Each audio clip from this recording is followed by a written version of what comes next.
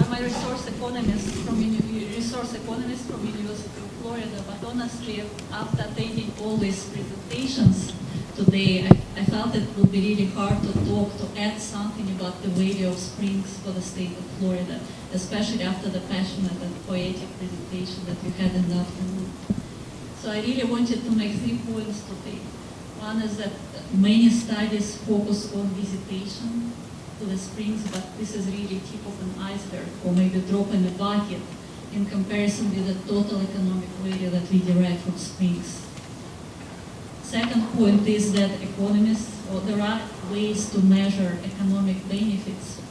It's really hard, but there are ways to measure this total economic benefits and translate them into dollar terms, if this is what we need to convince people change their actions or decisions. And the third point is that there are quite a few studies done in Florida already, and on my last slide I will have some examples of them. So if you're looking for a particular study in your area, look at the list, and maybe there are data already available for your region. Again, today I'm focusing just on recreational use, and I wanted to just acknowledge research program which is ongoing in my department, Food and Resource Economics department at UF, and I'm working with wonderful economists, Sean B. and Alan Hodges, and a lot of people provide their technical expertise to help us. And I wanted again to acknowledge Stacy Greco and Annette Lone and Kelly Grogan and all the funding sources that support the program we conduct. The program is ongoing. The first phase, focusing on valuation of spring-based recreation, has been completed. There is a second stage of the research which is ongoing, and I'll report to you some preliminary results. But for the first stage, we focused on the impact that spring-based recreational expenditure have on the economy of the region. And we focused on 9 county areas, as shown on this map, 15 spring sites.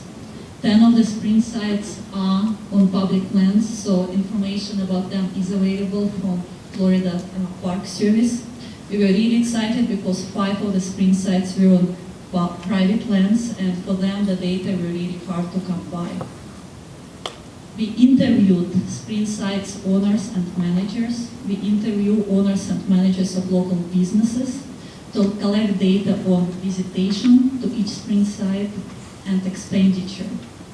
We did not interview people who actually come and recreate at this stage, but we are doing it right now.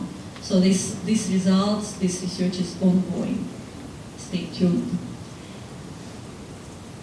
The results and more detailed information is available at IFAS table in the lobby, so I'm reporting here just a summary. So for the 9 county area, 15 spring sites, we found that total expenditure, annual expenditure, are $84 million per year, and more than half of this comes from people who come from outside this local area.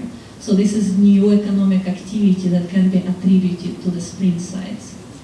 And here we account not only for direct effect of expenditure, but also on indirect effect. For example, when people go and eat in local restaurant, well, it's packaging, it's packaging business and benefits, transportation business and benefits, it's a local farmer who benefits. So there are all these related industries that derive benefit from people coming here and spending money. Also, people who work at the spring sites, they get wages, they get money that they can then re-spend to support a variety of other businesses in the region. So we try to account for all these connections in the local economy. Spring sites support 1,200 full and part-time jobs approximately, and local governments as well as state and federal governments get some money from this expenditure as well and this economic activity. So this study has been completed. We reported the results to people in North Florida, and many questions that we got were, why didn't we interview people at the spring sites? So we are doing it right now. We just finished interviewing people at 4 spring sites: Fanning, Pichitaki, Blue Spring, High Springs and Blue Spring in Madison County. The survey has been completed in August, so these are very preliminary. This is very preliminary information. What we found is that about 30% of visitors are first-time visitors. This is great. People are discovering this gem in North Florida, these gems, but these people don't have the history of knowing how springs used to look like.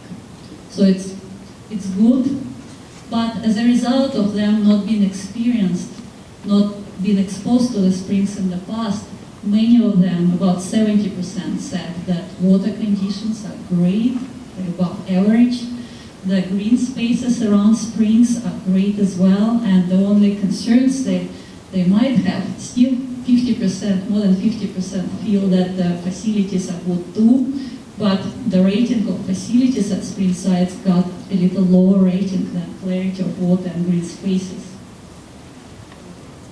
We also asked, we did try to examine whether people see any changes in the spring sites over the time, but we really focused on the past 12 months. And of course, changes in spring conditions should be observed over a longer time period. So we did not find any noticeable feedback or any changes in perceptions of the spring sites over the past year. What we are going to do with this data, we will go back and re-examine the expenditure and economic impact based on the results from the spring visitors themselves as opposed to site owners. We will also examine whether the amount of money that people spend at the spring site capture the total economic value of recreation.